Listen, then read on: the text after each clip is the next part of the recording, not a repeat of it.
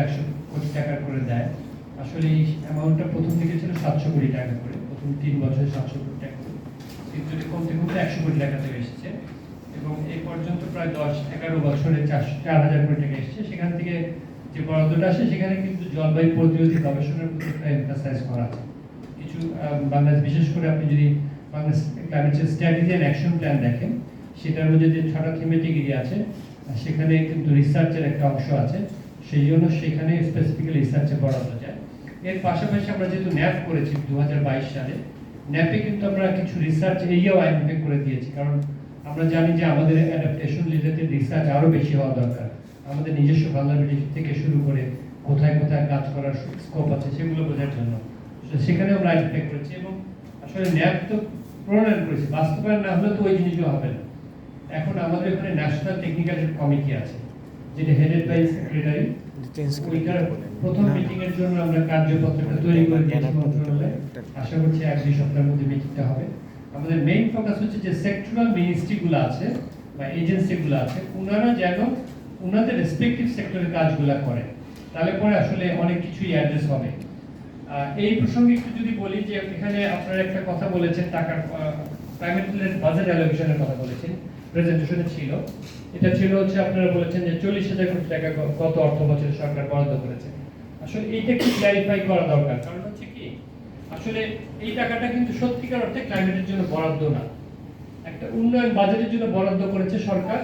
সেখানে ক্লাইমেটের সাথে সম্পর্কিত যে অংশগুলো আছে ওটাকে ম্যাচ করার চেষ্টা করা হয়েছে, কিন্তু প্রকৃত অর্থে ক্লাইমেটকে চিন্তা করে মাথায় নিয়ে ওই প্রকল্পটা প্রণয়ন করা হয়েছে তা কিন্তু না।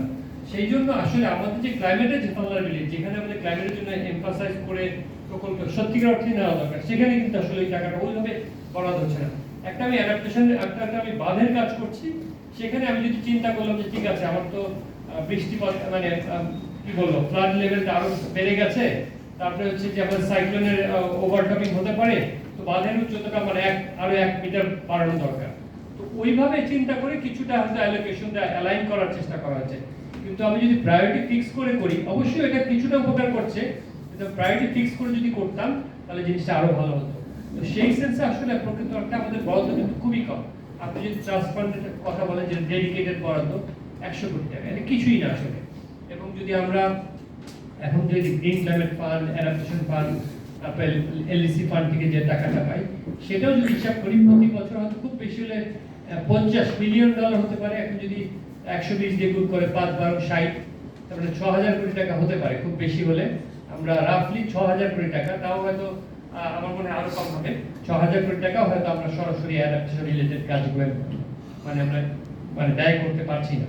তো সেই জন্য আমাদের এখানে আরো গুরুত্বের সাথে বিবেচনা করতে হবে। বিশেষ করে আমি যদি বলি যে এখন কপে যে আলোচনা ওনারা বলছেন $100 বিলিয়ন কথা, আসলে সমস্যাটা কোথায়?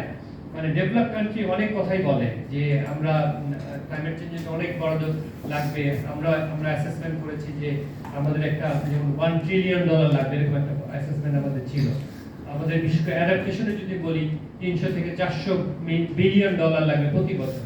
তো সেই অনুযায়ী কিন্তু আমরা প্রত্যাশিত চাহিদা কিন্তু পূরণ হয়নি। এই COP29 যেটা পেয়েছি আমরা, কত পেয়েছি? আগে 100 বিলিয়নের কথা ছিল, সেখান থেকে তারা দিয়েছে $300 বিলিয়ন।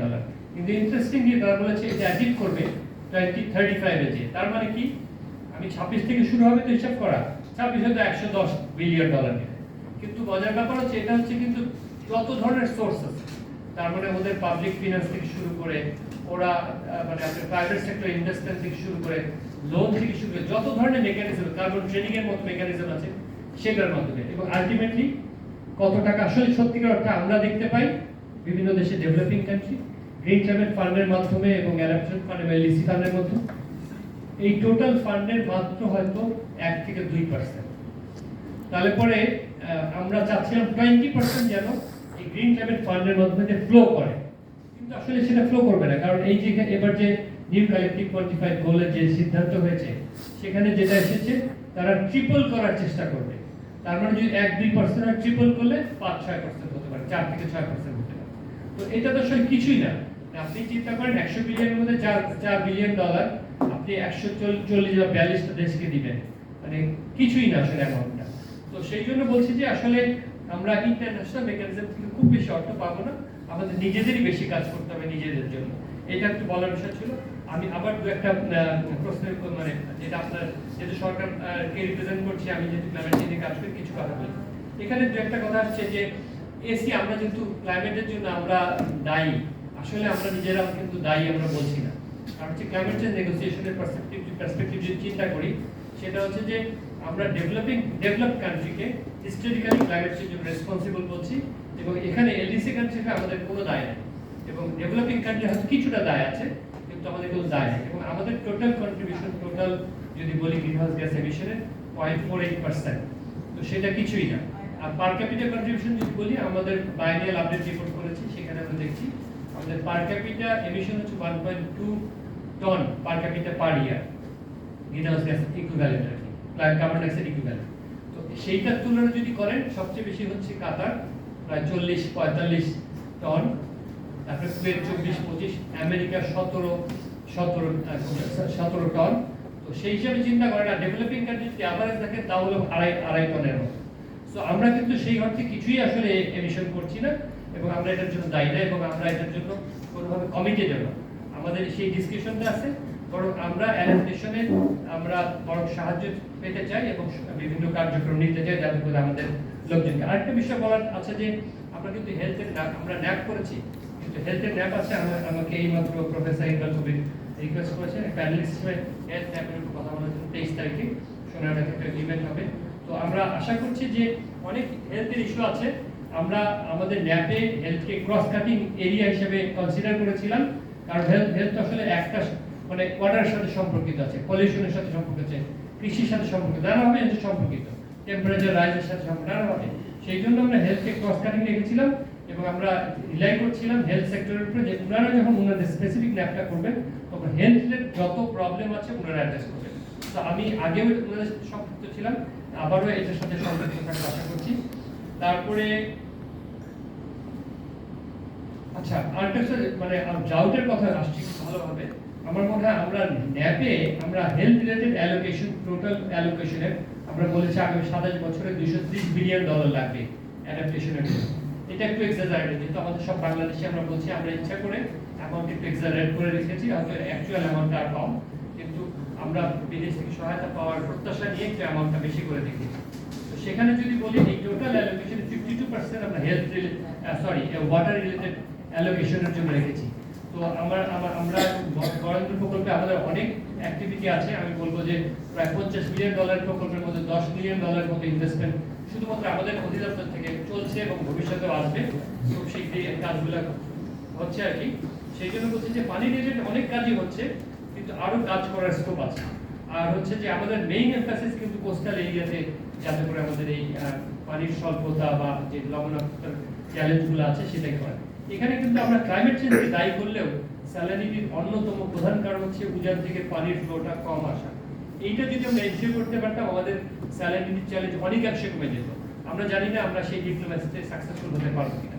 তো আমি এমডিসি নিয়েও কথা বলতে পারতাম, আমরা সময় বেশি নেই। কেউ যদি আমার সাথে ফার্দার আলোচনা করতে চান, I'll be interested to discuss further. Thank you. আসসালামু আলাইকুম। একটা ছোট প্রশ্ন আছে যে জেলার যে অনেকগুলো কনসার্নগুলো আসছে, আপনার তো কাজের প্রক্রিয়ার মধ্যে আছে, ওনাদের এই রিসেন্ট কনসার্নগুলো নিয়ে শোনার কোনো ব্যবস্থা আছে? আপনাদের যতগুলো প্রকল্প বা রেগুলার টিম আপনারা যারা? ভালো কথা বলেছেন। আমরা আসলে আমরা তো ন্যাপটা তৈরি করেছি। আমরা ইউএসএ এর সাথে চিন্তা হচ্ছে যে আমরা 5টা জেলাতে অ্যাটলিস্ট লোকাল লেভেল ন্যাপটা কিছু করা যায়, যাতে করে ওখান থেকে মানে কি ধরনের সহায়তা ওনাদের জন্য বেশি কার্যকর হবে সেই চিন্তা ভাবনা আছে। তো সেইটা নিয়ে আমরা কাজ করছি। আর একটা কথা বলতে ভুলে গেছি, সেটা হচ্ছে যে আমরা গ্লোবাল সেন্টার অফ অ্যাডুকেশন আছে আমাদের ডিপার্টমেন্টের 12 তলায় আমাদের অফিস। এটা একটা গ্লোবাল সেন্টার, কিন্তু গ্লোবাল মানে কমিশন অন অ্যাডুকেশন, বাট আমাদের এখানে গ্লোবাল সেন্টার, রিজিওনাল একটা সেন্টার হয়েছে। সেটার মাধ্যমে বাংলাদেশের জন্য যে ইউকে মানে ডিএফআই ইউকে যে অর্থ বরাদ্দ সেটার একটা বড় অংশ ওখানে দিয়েছে। ওটার মধ্যে লোকাল লেভেল অ্যাডাপ্টেশন একটা হাব আমরা লঞ্চ করেছি। আমরা কিন্তু সরাসরি গ্রামীণ পর্যায়ে লোকাল কমিউনিটিতে যাচ্ছি, ওনারা যেভাবে ওনাদের প্রবলেম পারসিভ করছে এবং যেভাবে সমাধান চাচ্ছে ওইভাবে সমাধান করার চেষ্টা করছে।